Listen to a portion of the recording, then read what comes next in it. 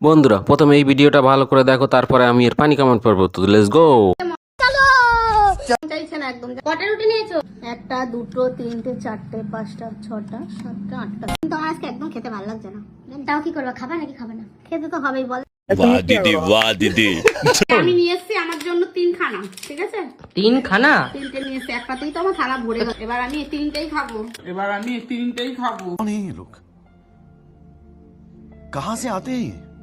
तो चलिए शुरू करते हैं। খেতে মন চাইছে না, তাও 8 পিস রুটি খাচ্ছে। বুঝতে পেরেছো? তাহলে ভাবো, খিদে পেলে তাহলে কি করে?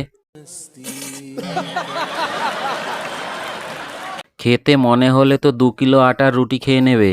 ठीक বলেছো। এ মাতারির পেট তো নয় যেন ইন্ডিয়ান তেলের ডিপো। বলেন কি?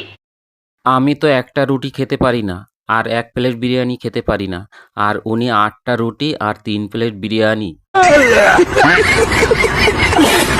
এই রকম মানুষ আরো 200টা থাকলে পুরো পৃথিবীতে খাদ্যাভাব দেখা দেবে।